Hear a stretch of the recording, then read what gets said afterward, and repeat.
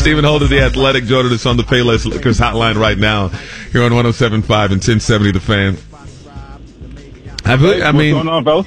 We're just all in the process of collectively picking up our jaw. Because Joe was bringing up stuff early on, and then it reminds me of other things. And, the defense looked bad in training camp and preseason, Stephen. Like, we just saw it. You saw it. They look bad. And then they cut John Simon. And I was joking earlier, like, oh, you guys trying to suck. Like, you really want these young guys to take their lumps this season. And you fast forward to where they are right now, and shutting down Hopkins a week ago, and shutting down, that combination of, Prescott, Cooper, and Ezekiel Elliott yesterday in a shutout performance. And they went out, and they're going to be a double-digit win football team, and they're doing it in the trenches. And I'm just trying to pick my jaw up off the floor, Stephen. Yeah, it's interesting. I mean, I pegged them for an 8-8 football team, right? But I really thought that was going to happen in spite of the defense. Okay? And what's happening now is, to a great extent, in the last few weeks, it's happening because of the defense. I mean, one of their best games of the season was against Jacksonville, and they lost the game. I mean, I realize who they played at quarterback, but I don't care. It's the NFL.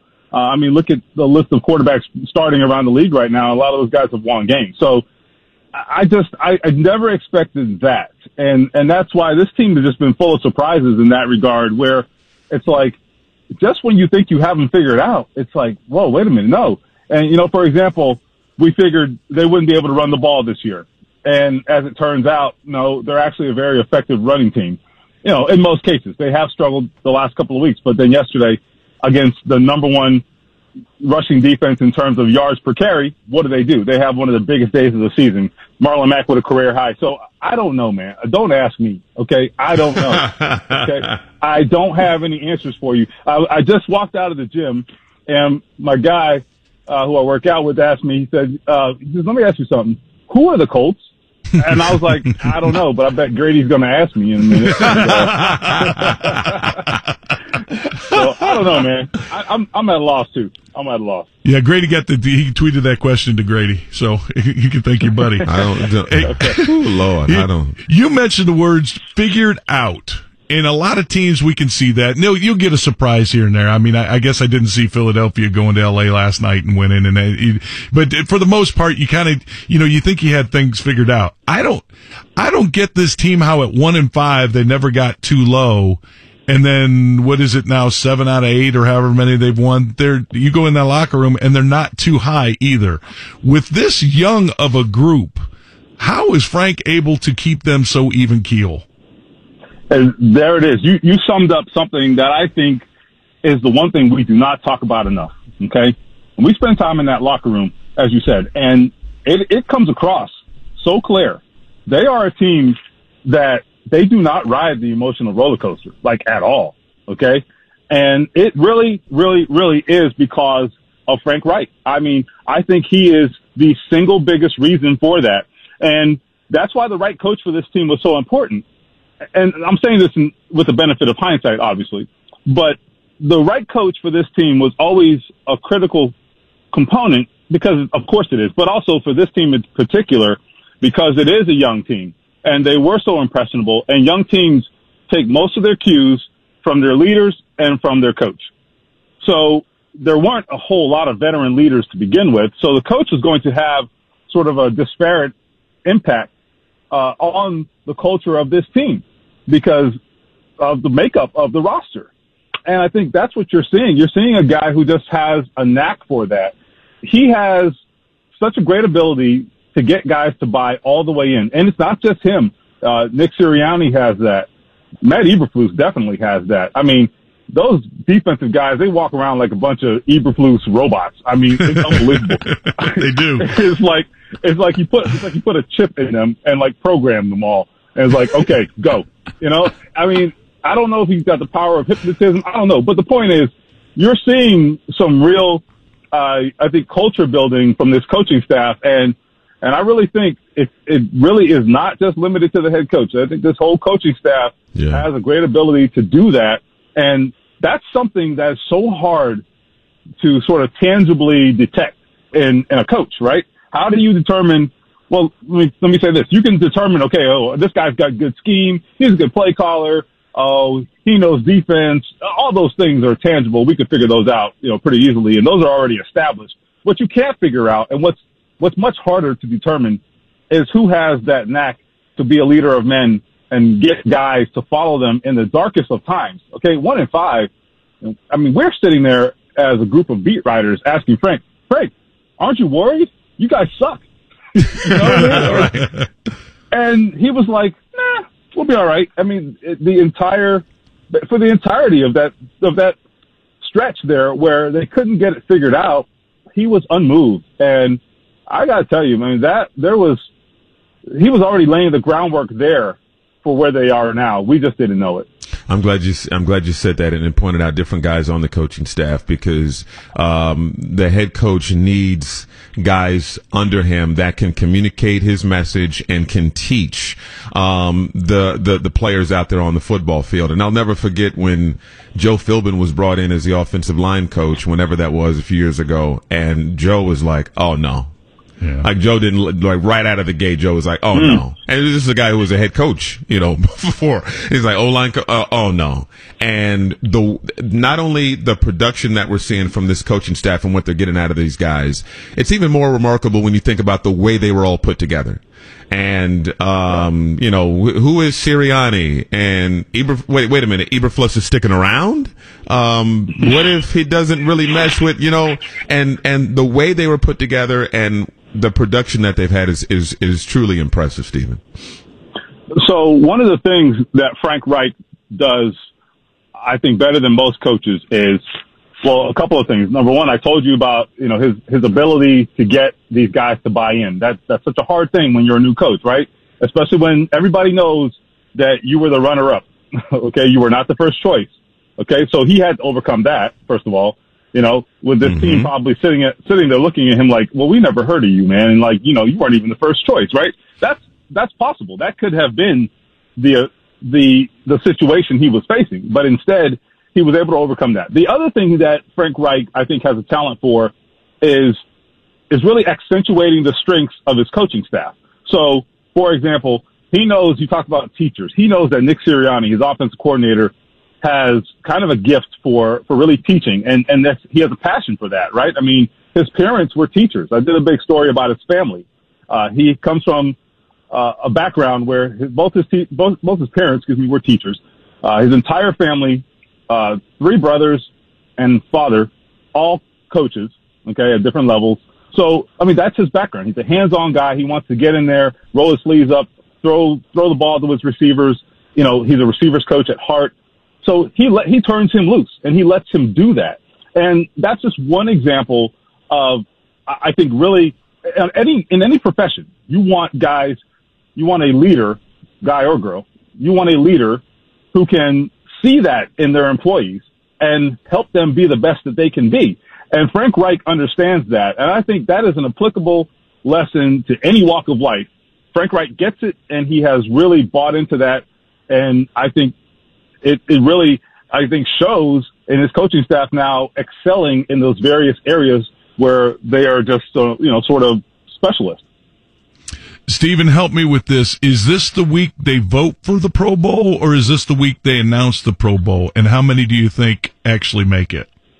I believe we're going to get the announcement here in a few days. So the voting, I believe, was it last week? Place, I think last week. Okay. So now, all right. So the fan voting was it was actually pretty good for the Colts, apparently, if I recall correctly. I don't remember where everybody placed necessarily, but they had some pretty good returns in the fan voting. I think even Andrew Luck and certainly Darius Leonard and guys like that. So the way this works is, the listeners may know, the fan voting is 1/3, coaching is 1/3, coaches' votes 1/3, and then players are 1/3. So we'll see how this goes. It tends to be a little bit of a dicey proposition with players in particular. is oftentimes young guys tend to suffer with the player voting. So that's where I wonder about Darius Leonard, for example. I think he should be there. I think he probably will. But, I just wonder, a lot of times the veterans in the locker rooms, they sort of take the lead in determining who they're going to vote for because it's generally done by unit, for example. So the secondary will get together and turn in their votes and so forth and so on. So that is it's kind of a sort of, unscientific process. And every team kind of has their own way of doing it. So you never know how it's going to go. I think coaches are pretty straight up, I would think, just because they see everybody. They watch the tape more than anybody. So those guys know. The player voting is where I think it's just all over the place. So who the heck knows? I remember being in the locker room when the Colts voted on the NFL Network Top 100, for example. Okay, I'm going to tell you. It's an absolute joke, okay? I'm telling you. It's a carnival. It's an absolute carnival. They take the Pro Bowl a little more seriously, but all I'm saying is it's unpredictable. So as to how many we'll see, look, I think Luck should go. The AFC's tough, though, and he's got some big names he's fighting against. But I think Luck should go. I think Darius Leonard should go. Quentin Nelson, I think, should be there. I don't know where he's. I can't remember where he stood in the fan voting, but I think he should be there.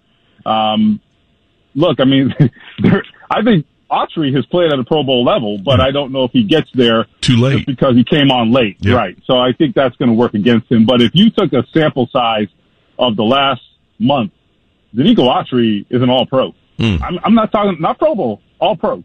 Okay, so. Wow. Yes. And I forget, how do they do that? Is it still AFC, NFC? Or I can't remember they were going back. Well, you know what? I'm too bad you asked me that because I can't keep track. No, I can't either. Yeah, they did make a change. They were doing, they were doing a whole broad group and then picking teams. I actually think they went back to AFC, NFC. Yeah, that's the last what they did. recollection I have. Okay. AFC won last year, 24-23. There you go. Stephen Holder. We haven't had a lot of Pro Bowlers lately here, so right. Can forgive me so for any not would knowing. be great. Stephen Holder joining us on the Payless Liquors hotline from The Athletic, at Holder Stephen on Twitter. Give him a follow. Great Colts insight. You know who I'm really happy for, Stephen? Adam Vinatieri. And Adam, with all the success he had in New England, joins the Colts, has a lot of success. Even after the Peyton Manning era with Andrew Luck coming in, more success, double-digit wins. And then I think it's tough for a guy who wants to continue playing football, has records in front of him, doing so on a team that's playing really poor football. The interviews aren't fun. The converse just not fun conversations. And he seemed down at times the previous few years. I mean, it's frustrating for everybody, but he's kind of just, still playing at a high level, still getting the job done, remarkable numbers, still, putting them through, but just was on a bad football team, and he hadn't really experienced a lot of that in his career. And then I watch him this season, and especially during this winning streak, he's all gray now. He doesn't give a damn. Like, even Reich has some brown, like he has some color in his beard. Vinatieri's all gray. But to see him dancing in the locker room, laughing heartily with his very young teammates, I'm really happy for Adam. It seems like he's having a ball out there, Stephen. Well, you hit it on the head, and I can tell you, and my colleagues can attest to this, I had a lot of conversations with Adam Vinatieri the last couple of years, last year in particular, and let me tell you, he said the right things publicly, but the man was besides himself, okay? He was miserable, and he was not necessarily, and he was not thrilled with the former coaching staff.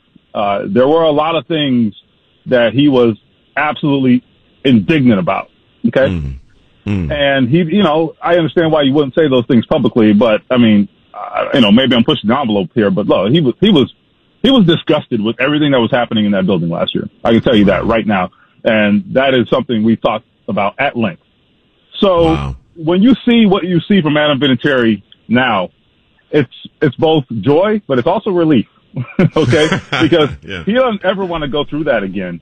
And, for a guy to be putting together the numbers that he is, but doing it when there's nothing on the line, and doing it when the games ultimately mean nothing, I mean, it leaves him in a situation where, frankly, I mean, he was kind of playing for the record books last year. I mean, I hate to put it that way, but I mean, what else was there for a guy who's done everything? I mean, this is a guy who's won Lombardi trophies.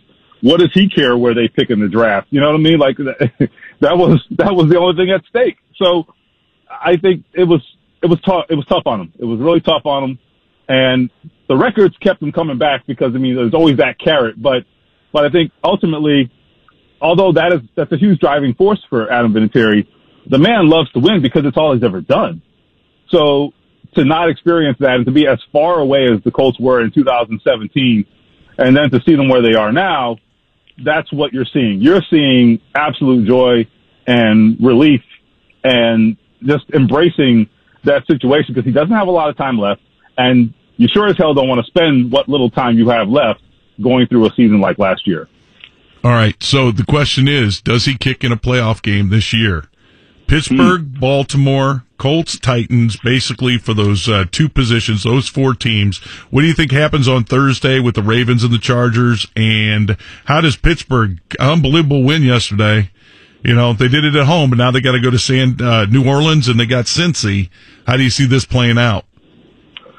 Well, I think the Colts have at least a 50% shot, and I think if not better, because I frankly think it's more likely that one of those teams lose than the Colts lose one of their next two.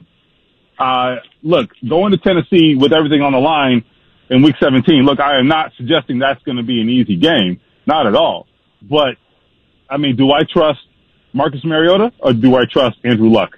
I mean, give me Andrew Luck 100 times out of 100 in that matchup, especially when you talk about something like that being on the line. I'm going with Andrew Luck because he's been there, he's done it, he's proven it. The defining moment of Marcus Mariota's career is what? Thank you. Exactly. Coming back from injury. Pause, yeah. Right? No. Now, if I ask you that about Andrew Luck, you can give me 6 or 7 examples in massive games where he stepped up, including the playoffs. So I go with Andrew Luck. So, but getting back to, the original question, I think you're talking about a short week for Baltimore. Okay. That is just a whole different ball of wax. And I believe they're both on the road. Am I right? Those AFC North teams? At New Orleans and at the Chargers. Yep. Yeah. Okay. So you're talking about a West Coast trip on a short week. That is the toughest schedule quirk you're going to see in the NFL, period. Okay. The road teams on Thursday night have a disastrous record historically. So we'll see. I just think to ask Baltimore to go out there and win that game on the road on a short week, that's a lot to ask. And Pittsburgh, look, they're holding on for dear life, and big win yesterday, but the Patriots helped them. Okay, let's be honest. The Patriots helped them, and the Patriots got problems. They got to figure some things out. So yeah, you do. I think I trust the Colts to handle their business in the next 2 games more than I trust those teams to pull off those feats this week. Stephen Holder, the Athletic, joining us on the Payless Liquors hotline. Great stuff as always, Stephen. Thanks so much, brother. Appreciate it. Okay, fellas, thanks. Gotcha.